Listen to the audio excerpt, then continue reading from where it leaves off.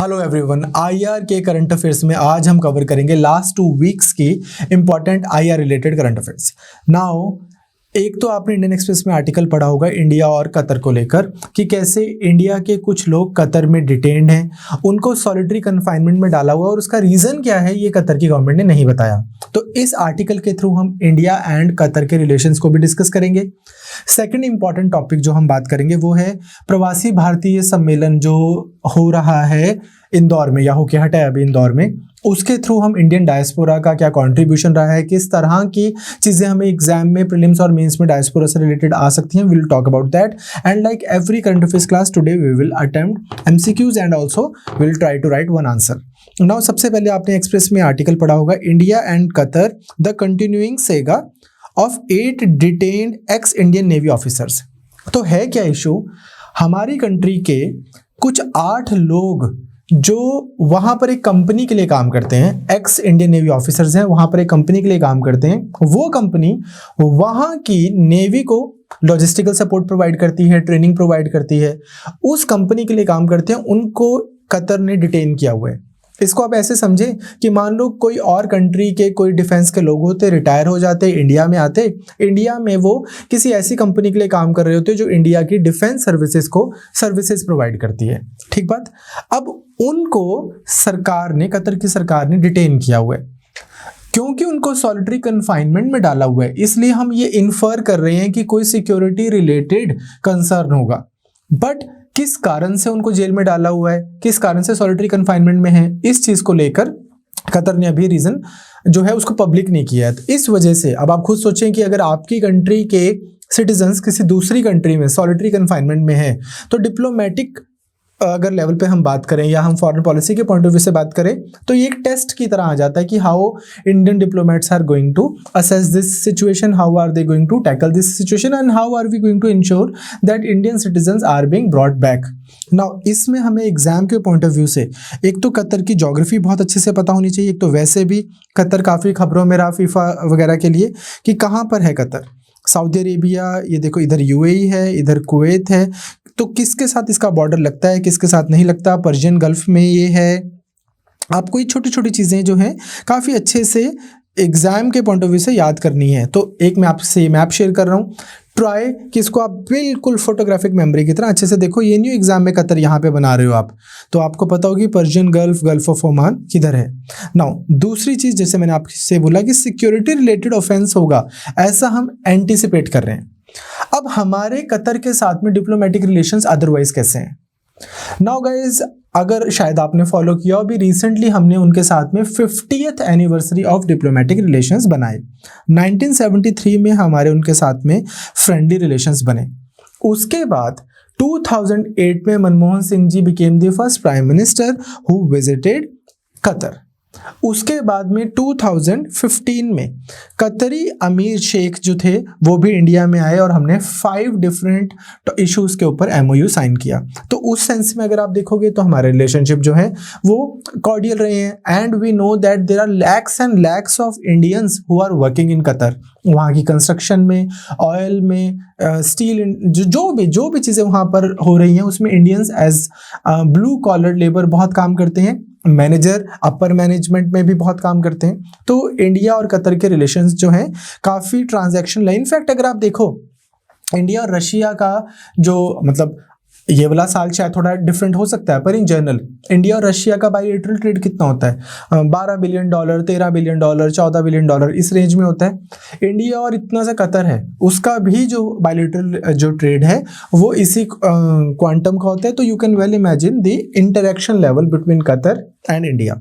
अभी हमारे इनके साथ में कुछ और एग्रीमेंट्स भी हुए हैं, फॉर एग्जाम्पल प्रिजनर्स रिपेट्रिएशन, कि अगर कोई पर्सन इंडिया का है उसको जेल में अगर हो जाती है कतर में तो वो इंडिया में अपनी जेल काट ले, और अगर कोई कतर का है और उसको इंडिया में जेल हो जाती है तो वो कतर में अपनी जेल काट ले। Sentence for a crime to be extradited back to their home country to serve the remainder of the prison sentence. ये अब आपको कभी एग्जाम में आएगा नहीं कि कतर के साथ हमारा प्रिजनर रिपेट्रिएशन है कि नहीं है। ये सिर्फ आपको समझाने के लिए कि हमारे उनके साथ में रिलेशनशिप जो है वो ठीक ट्रैक पे हैं। अच्छे रिलेशंस रहे हैं. we're trying to get into as many MOUs, as many understandings and agreements as possible. अभी last year, as I said earlier, we celebrated 50th year of the bilateral relations. तो 8 लाख के आसपास अपने लोग वहाँ काम करते हैं. इकोनॉमिक टाइज में भी मैंने आपको बताया कि bilateral trade is somewhere around $15 billion, जो कि वैसे तो किसी भी कंट्री के साथ अगर आप देखो तो जितना ज़्यादा ट्रेड हो उतना बेटर है, बट जैसा इंडिया का लेवल रहता है उस हिसाब से देखा जाए तो एक अच्छा इसको माना जा सकता है. डिफेंस में ये आपको प्रीलिम्स में टेस्ट हो सकता है कि हमारी इनके साथ में डिफेंस कॉपरेशन भी मनमोहन सिंह जी की विजिट के बाद में बेटर हुई है. Officially described as the pillar of India Qatar cooperation. तो डिफेंस को टू नेशंस हल्के में नहीं ले रहे हैं कि यार हाँ चलो क्या ही है, वो भी one of the pillars of bilateral relations है. नाउ इसमें हमारी और उनकी जॉइंट नेवल एक्सरसाइज होती है जिसका नाम है ज़ायर अल बहर. ये अपने को अगर प्रीलिम्स में आता है तो हमें अच्छे से पता हो कि ये किसके साथ हो रही है, कतर के साथ हो रही है. ठीक बात. तो अब चैलेंजेस क्या है? सबसे पहला चैलेंज तो यही है कि पिछले कुछ टाइम से कतर के साथ में कुछ ना कुछ ऐसा होता जा रहा है जिसकी वजह से इंडिया के और कतर के बायलेटरल रिलेशंस थोड़े जिसको बोलते हैं ना इरिटेंट्स कुछ आ जाते हैं रिलेशंस में. For example Qatar diplomatic crisis in 2017. अब ये क्या है? 2017 में 2017 में सऊदी अरेबिया, UAE, इजिप्ट और बहुत सारी जो कंट्रीज हैं अरब की, इन सब ने ना कतर को एकदम अलग कर दिया था. इन्होंने कतर को ना 10 अपनी डिमांड्स लिखकर भेजी, जिसमें से एक थी प्राइमरली सऊदी अरेबिया ने, जिसमें से एक थी कि अल जजीरा का आप चैनल बंद करो. दूसरी, ईरान के साथ में जो आपके इतने रिलेशन स्ट्रांग होते जा रहे हैं आप उसको थोड़ा सा स्टेप बैक करो. सिमिलरली टर्की में और बहुत सारी जगहों पे आप टेररिस्ट ऑर्गेनाइजेशंस को सपोर्ट कर रहे हो, ऐसा कतर को बोला गया. And those who were accusing Qatar for like all these terrorist activities was primarily Saudi Arabia and other countries. तो Saudi Arabia, Egypt, UAE, Kuwait ये सब एक तरफ हो गए, कतर एक तरफ हो गया. इन्होंने कतर के ऊपर सैंक्शंस भी लगानी शुरू कर दी. इन्होंने अल जजीरा बंद करने के लिए उसको बोला. तो कतर ने इन रिस्पॉन्स क्या बोला कि यार सुनो, मैं मुस्लिम ब्रदरहुड ऑर्गेनाइजेशन को सपोर्ट करता हूँ, बट मैं अलकायदा को सपोर्ट नहीं करता हूँ, मैं ISIL को सपोर्ट नहीं करता हूँ. इस तरह से कतर ने अपनी एक्सप्लेनेशन दी. Nonetheless these countries did not agree और ये बोलते हैं कि who are we even fooling, clearly आपकी इतनी इतनी फंडिंग जा रही है उन ऑर्गेनाइजेशंस को जो दुनिया भर में टेररिस्ट एक्टिविटीज कर रहे हैं. सऊदी अरेबिया ने, अगर हम मैप में देखेंगे वापस जाकर, तो आप देखो कि UAE के साथ में Saudi Arabia is the only land bordering area with Qatar. तो अगर उसको आपको वाया रोड कतर जाना है या लैंड के थ्रू कुछ प्रोवाइड करना है तो it has to be via Saudi Arabia. तो सऊदी अरेबिया ने उस समय क्राइसिस के टाइम पर इसको भी बंद कर दिया था. काफ़ी प्रॉब्लम हुई. US से भी साथ में था सऊदी अरेबिया के, it goes without saying. Nonetheless उस समय इंडिया को अब डिसाइड करना है कि हम कतर की सपोर्ट कर रहे हैं कि हम बाकी जो मिडिल ईस्टर्न कंट्रीज हैं उनकी सपोर्ट कर रहे हैं. इंडिया मेंटेन दिस स्टैंस कि यार ये गल्फ कंट्रीज का इंटरनल कॉन्फ्लिक्ट है and they will resolve by themselves. So हम मतलब we are nobody to interfere in that. तो इंडिया को लेकिन फिर भी थोड़ा डिफिकल्ट टाइम्स तो थे ही, क्योंकि इंडिया ने अपना इंपोर्ट भी थोड़ा कम कर दिया था उस समय कतर से. बिकॉज क्लियरली हमें क्या करना है, हमें कतर से भी $15 बिलियन का ट्रेड है, 8 लाख लोग काम कर रहे हैं. तो we can not just overnight side with Saudi Arabia कि हाँ बिल्कुल ठीक बात है. But at the same time सारी दुनिया की कंट्रीज इकट्ठी हो रही हैं, कतर को बोल रही हैं कि वो वाली एजेंसीज जो प्रोपेगेंडा फैला रही हैं, वो वाली बॉडीज जो टेररिस्ट एक्टिविटीज कर रही हैं, उन सबको बंद करो. तो इंडिया बोले कि नहीं नहीं नहीं कतर सही है. तो फिर ऑफ कोर्स हमारे लिए भी डिफिकल्ट है कि यार वैसे तो पूरा टाइम आप टेररिज्म चलाते रहते हो. अब जब countries are getting together and they are asking Qatar to sever ties with Iran, sever ties with those agencies in Turkey which have terrorist affiliation, तो फिर अब आप डिप्लोमेटिक प्ले कर रहे हो. तो it was a difficult time for foreign policy makers for India. तो nonetheless इस तरह से हमें बस पता हो कि ये चीज़ थी जिसकी वजह से कतर के रिलेशंस इंडिया के साथ में थोड़े टेस्ट हुए थे. सिमिलरली अभी जब वो नुपुर शर्मा वाला केस हुआ था कि Nupur Sharma said something derogatory allegedly towards this thing, तो पूरा कतर ने ना इंडिया को ही एंटी मुस्लिम की तरह प्रोजेक्ट करना शुरू कर दिया. And then they were saying कि यार because she happens to be a part of the ruling political party in India, so the ruling political party should officially public apology करनी चाहिए. अब क्या है कि the ruling party in India is world's largest political party. अब अगर इतने सारे लोग हैं तो हर कोई व्यक्ति अगर कुछ भी बोल देगा तो उसके लिए अगर अब ऑफिशियल अपॉलॉजीज थोड़ी आनी चाहिए। तो दैट वाज समथिंग जिससे अगेन वो पर्सन के अपने व्यू पॉइंट है, पार्टी ने उसको निकाल दिया। तो everything that could be done was done और the law will take its own course, जो इंडियन लॉ है। तो for you to like for any nation to expect a official public apology from the political party was something which again kind of tested the bilateral relations. और अभी तीसरी चीज़ क्या होगी, ये जो 8 एक्स नेवी पर्सन हैं इनको भी एक चैलेंज की तरह ही देख रहे हैं कि आपने without disclosing, publicly disclosing the reason, आपने सॉलिटरी कन्फाइनमेंट में डाल दिया है। तो कतर को लेकर हमें थोड़ा सा इस चीज़ को अच्छे से समझना था। लॉन्ग टर्म क्या है कि एज आई सेड कि इम्पॉर्टेंट तो है, कहीं भी कोई भी कंट्री जहाँ पर इंडिया के 8 लाख लोग काम कर रहे हैं तो वो लोग, तो इसका मतलब पीछे 8 लाख परिवार हैं जो डिपेंडेंट हैं उनके ऊपर। फिर उसके बाद में हमारा ऑयल, एलपीजी, एलएनजी जो भी हम उनसे ले रहे हैं तो उसके पॉइंट ऑफ व्यू से भी, तो इसलिए हमें उनके साथ में बहुत अच्छे रिलेशन भी बनाने हैं, बट म्यूचुअली रिस्पेक्टफुल मैनर में वो रिलेशन होने चाहिए। सेकंड, प्रवासी भारतीय सम्मेलन जो इंदौर में हुआ। तो अदरवाइज आपको ना ये जो स्क्रीन पे आपको जो डेटा दिख रहा है, कहीं पर आप देखोगे सर आपने तो यूके में 1.5 मिलियन लिखा है, लेकिन मैंने तो ABCD डेटा में पढ़ा था कि 17 लाख लोग हैं जो 1.7 मिलियन है जो यूके में रहते हैं। सिमिलरली आपने यूएस में 3.2 मिलियन लिखा है और मैंने तो 4.1 मिलियन पढ़ लिया। अब यार ये मैंने भी खुद तो बनाया नहीं है, डिफरेंट एजेंसीज के डिफरेंट डेटाज होते हैं। आपसे कभी प्रिसाइसली ऐसा नहीं पूछा जाएगा कि अच्छा बताओ यूएसए में 3.7 मिलियन लोग रहते हैं इंडिया के या 4.1 मिलियन लोग रहते हैं। ये जो आपको थोड़ा सा डेटा शेयर किया जा रहा है ये जस्ट एक आइडिया के लिए कि if you look at it, good amount of Indians live in ASEAN countries, जो ये ईस्टर्न टाइगर कंट्रीज हैं। म्यांमार से शुरू हो जाता है आसियान। म्यांमार को हम बोलते हैं gateway to ASEAN, India's gateway to ASEAN, because Myanmar happens to be a country जो इंडिया के साथ बॉर्डर भी लगता है और आसियान की भी मेंबर है। तो यहाँ से शुरू हो जाता है all the way to Philippines. ये सारी कंट्रीज जो हैं यहाँ पर बहुत इंडियन रहते हैं। Then of course Australia, New Zealand, Fiji, यहाँ पर अभी रिसेंट भी बहुत स्ट्रॉन्ग माइग्रेशन हो रहा है इंडिया से ऑस्ट्रेलिया में। देन मॉरिशस, मॉरिशस में बहुत इंडियन लोग रहते हैं, तकरीबन 80-90 लाख लोग हैं जो इंडियन हैं और वो वहाँ पे क्रोयल लैंग्वेज बोलते हैं। फ्रेंच और से भोजपुरी और हिंदी का मिक्स ही एक लैंग्वेज वहाँ पर बोली जाती है। साउथ अफ्रीका में आपको बहुत इंडियंस मिलेंगे, यूरोप में, यूके में ऑफ कोर्स। देन उसके बाद West Indies, Canada, USA. So Indians जो हैं वो आपको पूरी दुनिया में मिलेंगे। It is said that every 4th man on earth is an Indian. So उससे रिलेटेड अब आप प्रवासी भारतीय सम्मेलन को उस कॉन्टेक्स्ट में समझें कि एक बहुत strong historically, culturally, economically, even politically now बहुत स्ट्रॉन्ग एक इंडियंस की लॉबी है जो दुनिया भर में रहती है। टू सेलिब्रेट उनकी कॉन्ट्रीब्यूशंस, उनकी सिग्निफिकेंस, उनका स्ट्रेचर, हम प्रवासी भारतीय सम्मेलन करते हैं। वैसे तो 9 जनवरी वॉज द डेट जिस समय ऐसा बोलते हैं कि गांधी जी इंडिया आए थे, तो उनके आने के कि गांधी जी इंडिया आए साउथ अफ्रीका से, तो उसको सेलिब्रेट करने के लिए मनाया जाता है, क्योंकि गांधी जी भी एक तरह से देखा जाए तो फिर डायस्पोरा ही थे उस सेंस में, तो उसके साथ जोड़ के इसको देखा जाता है। अब था क्या, इंदौर में मनाया गया। ब्रांड एम्बेसडर हैं कंट्री के on foreign soil, so they represent India on foreign soil, इस तरह से।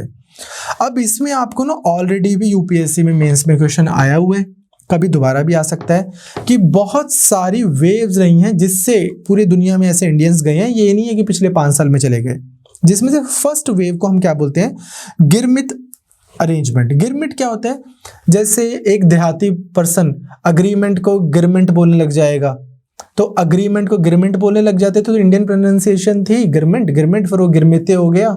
तो हुआ क्या, अर्ली 19th और 20th सेंचुरी में जैसे ये स्लेवरी वगैरह बैन हुई अर्ली 19th सेंचुरी में प्राइमरीली, तो स्लेवरी बैन हुई तो अब लेबर की शॉर्टेज है, तो एक तरह से मतलब if not slaves but not better off than slaves, India से बहुत सारे लोग लेके गए जो फॉरेन इंपीरियलिस्ट पावर्स थी, वो उनको लेके गई इन कंट्रीज में। सूरीनाम हो गया, वेस्ट इंडीज़ हो गया, ये करेबियन कंट्रीज हो गई, तो वहाँ पर हंड्रेड्स ऑफ ईयर्स से बहुत सारे इंडियंस रहते हैं।